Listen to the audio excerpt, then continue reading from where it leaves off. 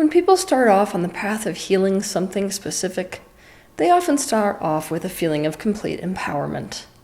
Oh my gosh, this could really be working for me. This could be the thing that totally makes my life nothing but bliss and happiness. And then something happens. We figure out there's something else to heal.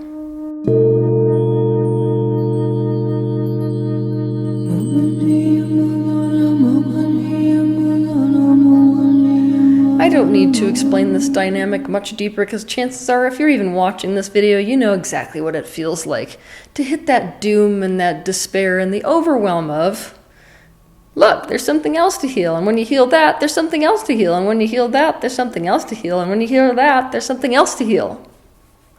Look, to level with you, it starts to feel like you're just one never-ending fucked up onion. Will there ever be an end to it? This not only kills your self-concept, it kills your hope that you will ever achieve the perfect life you've been envisioning for yourself. Maybe it doesn't matter if other people seem to be getting better. Maybe I'm just so damaged that there's no way to heal. Let's be honest, I don't want my life to be condemned to the process of painstakingly trying to put something that's shattered back together again. After all, I'm probably going to die trying. Maybe the law of attraction people have it right, and the more you focus on healing, the more there is that needs to be healed. Maybe I should just stop trying to heal and distract myself with positive focus. Maybe the truth is there is no end to healing. If you are feeling this way in your awakening process or your healing journey, then you need to hear the following. Welcome to the club. You are so not alone in this feeling. But the next thing you need to hear is the following. 1. Anything that has a beginning automatically has an end. That's the law of polarity, which is a law that governs the universe that you currently live in. This means if there was a beginning to your wounding, which there was, there's an end to it. Even universally speaking, universal fragmentation, which is essentially universal wounding, occurred with the thought I. There was a beginning to that. So there is an end to even universal healing.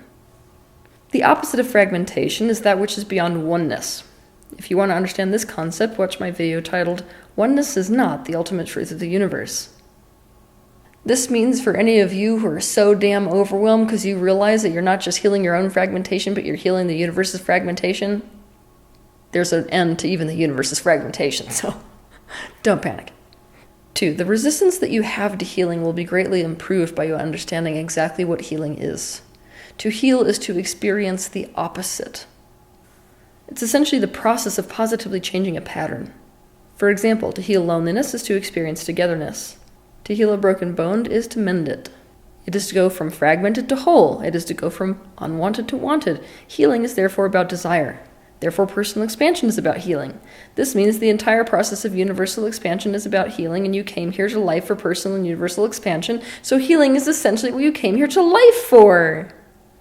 I know it's tempting when you're in the throes of looking around and feeling like everyone else is 10 times less messed up than you, that you love to tell yourself that it's possible to come down to this earth completely healed and to not have anything to heal, and that's complete BS. Why? Because even before you opt into your physical existence, you chose into ancestral DNA, the patterns that go along with that. That means all of the trauma in the consciousness of your family lines.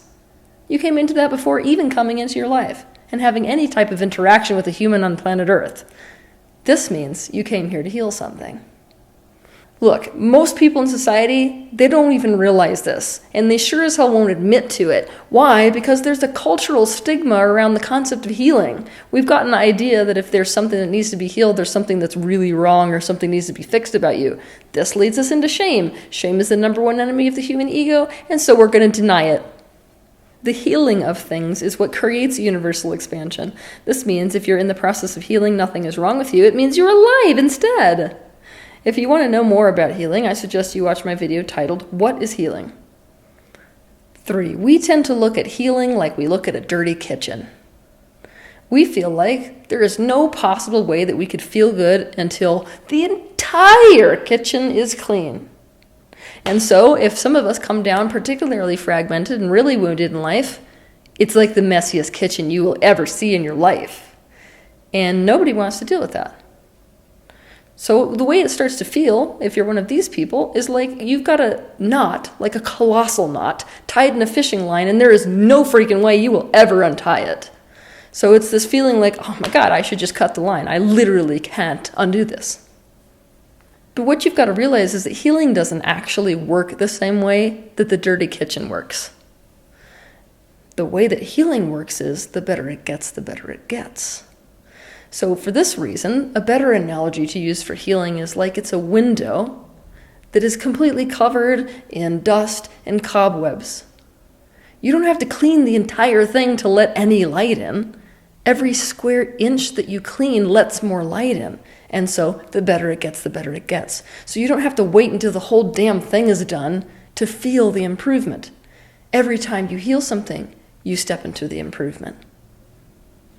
4, even though there is absolutely an end to healing, you will have about 100 times less of a problem and less suffering in the healing process if you can stop caring whether there's an end to the healing.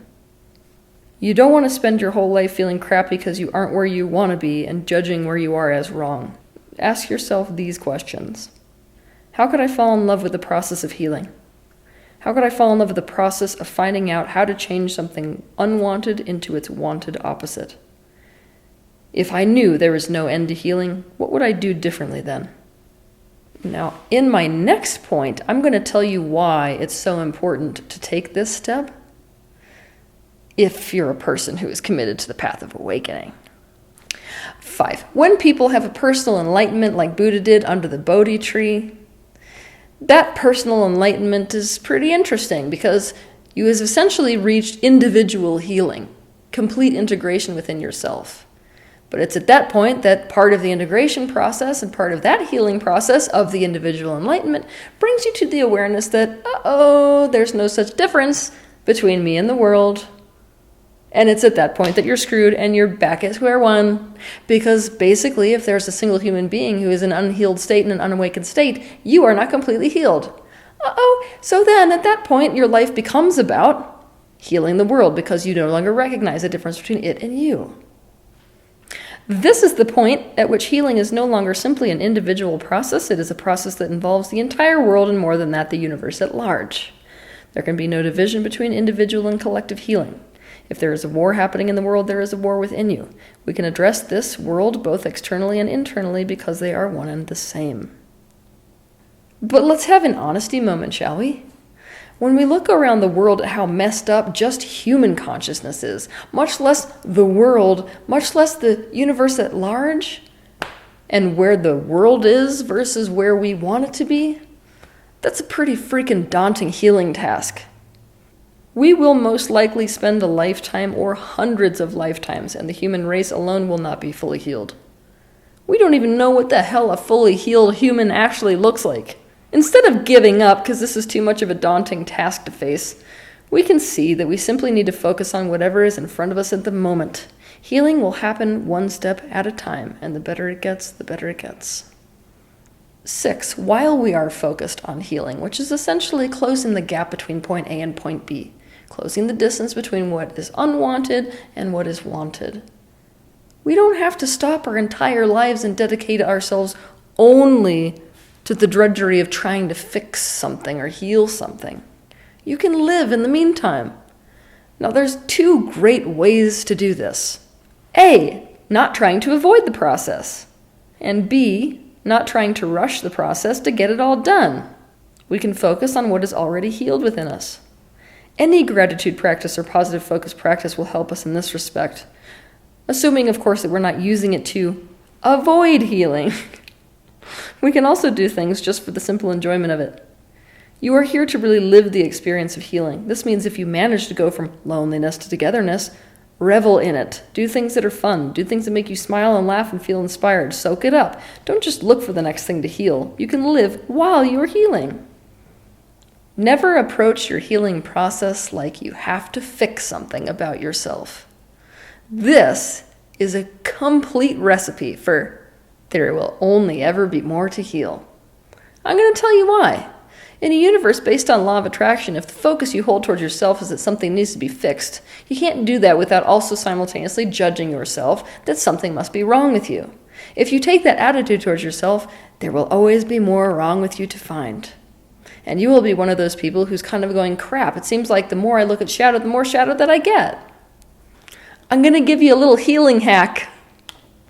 When this is the case, the thing we need to do to heal is to start to focus at ourselves as if nothing needs to change at all. It means we need to focus at ourselves so as to see what is right about us. It means that healing is in learning to be unconditionally with ourselves, with approval, as we are, instead of trying to change ourselves. 8. I wish that I could make this better for you, but there is no way out of it but through it. We are hardwired to avoid pain. Do you blame us? It's the way our entire nervous system is designed. You put your hand on a hot stove and you pull your hand off of the damn stove. We are always looking for relief. We all want to get out of pain. But so often the ways that we use to get out of pain only compounds the problem. Even though we may feel temporarily better, like with Novocaine, it does nothing to create actual healing. And as is the case with so many of our coping mechanisms, it in fact only wounds us further. In some cases, as is the case when part of the healing process involves grief, the only way out is to go completely through it. This means we have to make negative emotion and pain something we are willing to feel in order to feel better. To understand more about this, you got to watch my video titled The Emotional Wake-Up Call.